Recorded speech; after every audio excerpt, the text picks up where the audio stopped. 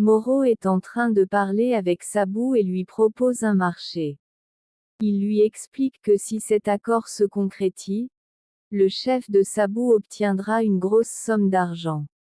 Cependant, la véritable demande de Moreau est que Sabou fasse sortir sa sœur de prison, car elle ne peut plus continuer à souffrir dans cet endroit. En échange, Moreau est prêt à faire tout ce que Sabou voudra. En entendant cette proposition, Sabou reste pensif. Pendant ce temps, les hommes profitent de la fête de célibataire d'Esteban. Ils ont allumé un grand feu de camp et font griller des guimauves. Ils commencent aussi à jouer de la guitare et à chanter, créant une ambiance joyeuse et festive. Esteban passe un moment formidable avec tous ses amis en cette nuit si importante pour lui. Tout le monde est impressionné par la façon dont Eder joue de la guitare et commence à l'applaudir pour son talent. Cependant, Kenzo change un peu le ton de la soirée en disant que le meilleur moment du feu de camp arrive, les histoires de peur. Tout le monde éclate de rire car tous savent que Bosco a peur de ce genre d'histoire. Salomon en profite pour effrayer Bosco en lui disant que dans cette forêt vivent beaucoup de sorcières. Tous se moquent gentiment de lui à cause de sa peur, bien qu'Esteban le rassure en lui disant qu'il ne doit pas s'inquiéter, que ce n'est qu'une blague. Au milieu de la fête, Eder demande où est son grand-père, inquiet de ne pas l'avoir vu depuis un moment. Juste à ce moment, Porfirio arrive avec beaucoup de couvertures pour que personne n'ait froid. Cependant, après les avoir distribuées, Porfirio prend congé et s'en va rapidement. Esteban remarque que son père est très en colère, ce qui l'inquiète profondément. Décidé à comprendre ce qui le tourmente, Esteban décide d'aller lui parler pour découvrir ce qui se passe. Pendant ce temps, les autres restent autour du feu, continuant à raconter des histoires effrayantes et à profiter de la soirée. D'un autre côté, Paz passe elle aussi une nuit merveilleuse avec les femmes. Elle participe à diverses activités et jeux pour rendre cette soirée unique. Les rires et la joie remplissent l'air tandis qu'elle joue à des devinettes et d'autres jeux amusants. Cependant, au milieu de cette ambiance festive, Samara semble très triste, ce que Paz ne remarque pas immédiatement. Finalement, Paz se rend compte que Samara est debout près de la fenêtre, le visage marqué par la tristesse. Inquiète, Paz s'approche d'elle et lui demande ce qui ne va pas. Les larmes aux yeux, Samara lui avoue qu'elle manque énormément à sa mère Ginebra et qu'elle souhaiterait qu'elle soit à ses côtés en cette nuit si spéciale. Comprenant sa douleur, Paz lui dit qu'elles doivent parler en privé. Elle prend Samara par la main et l'emmène à l'écart pour discuter seule. Pendant ce temps, les autres femmes continuent les jeux et les activités, maintenant une ambiance pleine de joie et de rire. De son côté, Esteban ne supporte plus la tension entre lui et son père. Il lui demande de parler, déterminé à régler leurs différends avant de commencer une nouvelle étape de sa vie. Porfirio, encore plein de ressentiment, lui rappelle qu'il ne pourra jamais oublier qu'Esteban a tué sa mère. Esteban insiste sur le fait que les choses ne se sont pas passées comme son père le croit. Mais Porfirio revit le souvenir douloureux du jour où il a trouvé Margarita morte dans la cour. Il se revoit tentant désespérément de la ranimer avant de s'effondrer en larmes. Porfirio se souvient qu'Esteban avait offert un gâteau à Margarita et en conclut qu'elle est morte par sa faute. Dans le présent, Porfirio accuse directement Esteban d'avoir tué Margarita avec le dessert qu'il avait préparé. Esteban, retenant difficilement ses larmes, explique qu'il a fait ce dessert avec sa mère et qu'elle était déjà très malade. Porfirio refuse de le croire et lui dit qu'il n'avait pas le droit d'aider sa mère à mourir, promettant de ne jamais lui pardonner d'avoir détruit leur famille. Esteban, profondément blessé, lui rappelle que sa mère s'affaiblissait de jour en jour et qu'elle désirait elle-même mourir. Il se souvient d'elle lui disant qu'elle ne supportait plus la douleur et qu'elle voulait en finir.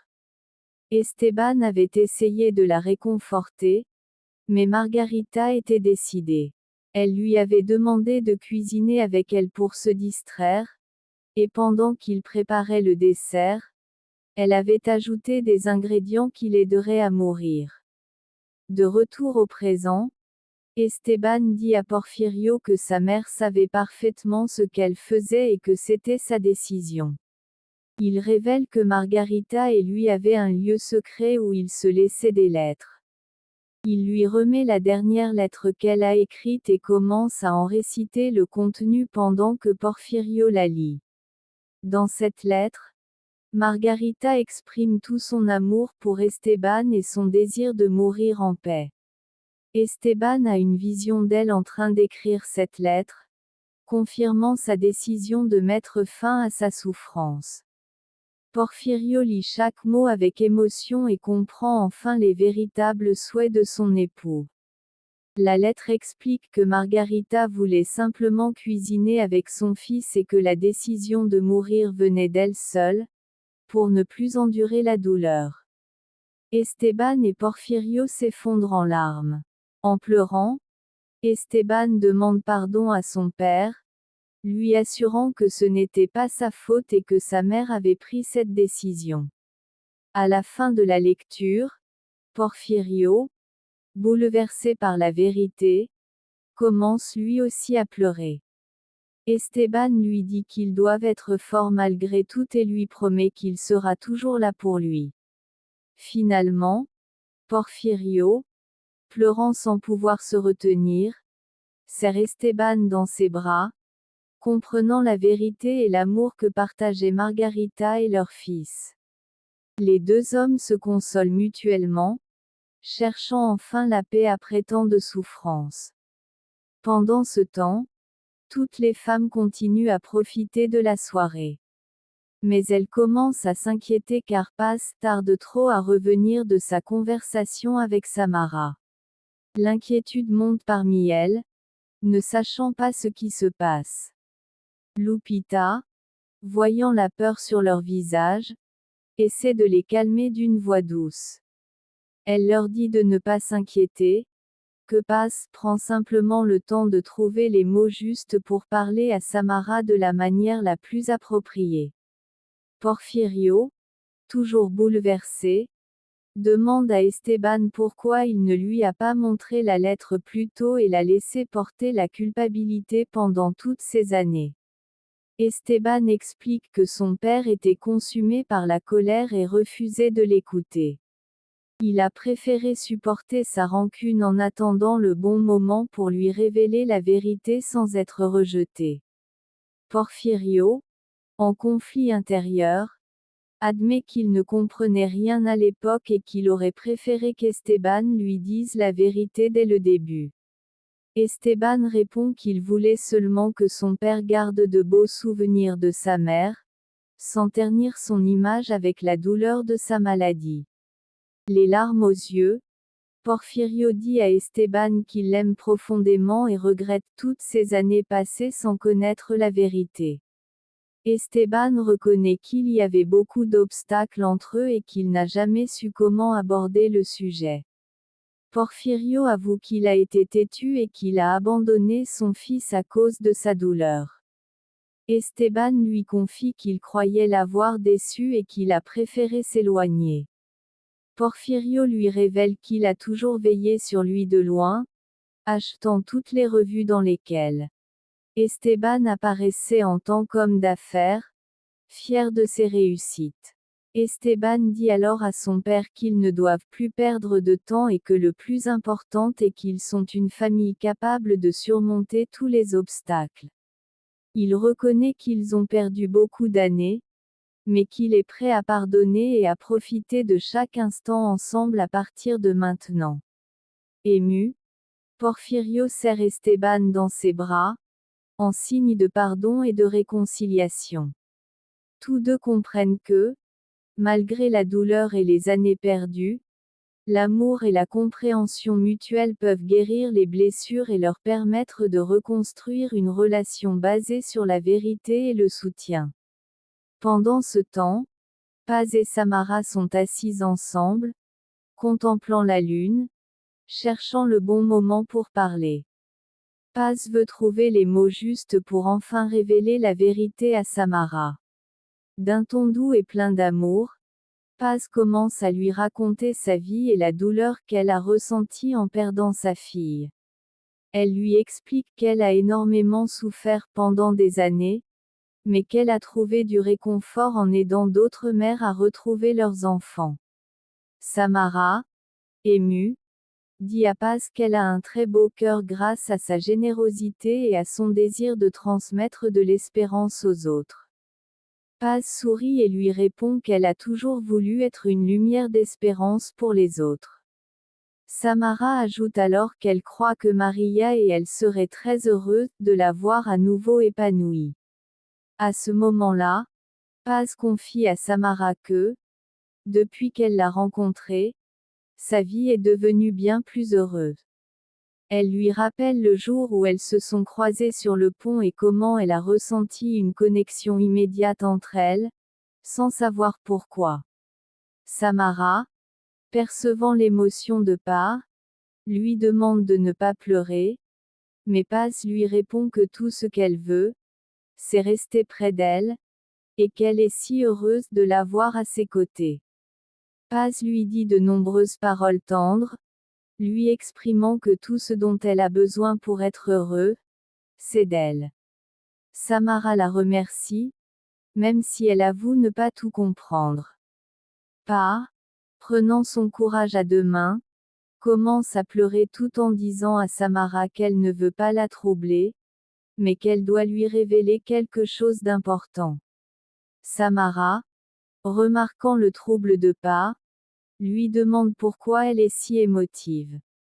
Paz lui répond alors qu'elle est ce qu'elle aime le plus au monde, car elle est sa fille. Samara reste bouleversée en apprenant qu'elle est la fille de Paz.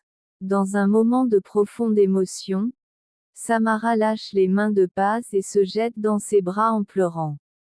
Toutes deux éclatent en larmes de joie, s'enlaçant avec force, ressentant le soulagement et la joie d'être enfin réunies et de connaître la vérité sur leur lien.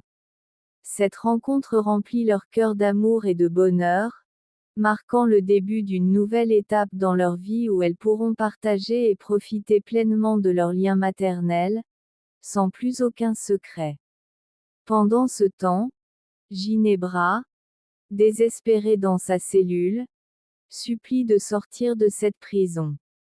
Une gardienne arrive, et Ginebra lui demande d'une voix suppliante un peu d'eau. La gardienne, au regard froid et méprisant, lui répond qu'elle ne lui donnera absolument rien. Elle lui demande si elle va accepter le marché avec sa bonne, mais Ginebra, épuisée et désespérée, ne fait que supplier pour avoir de l'eau. La gardienne, cruellement, lui répond qu'elle ne mérite rien d'autre que de l'eau sale. Avec un sourire malicieux, elle attrape Ginebra par les cheveux et la force à se pencher vers le sol, où se trouve une flaque d'eau croupie. Horrifiée, Ginebra se met à crier et à demander de l'aide, tandis que la gardienne la pousse encore plus fort.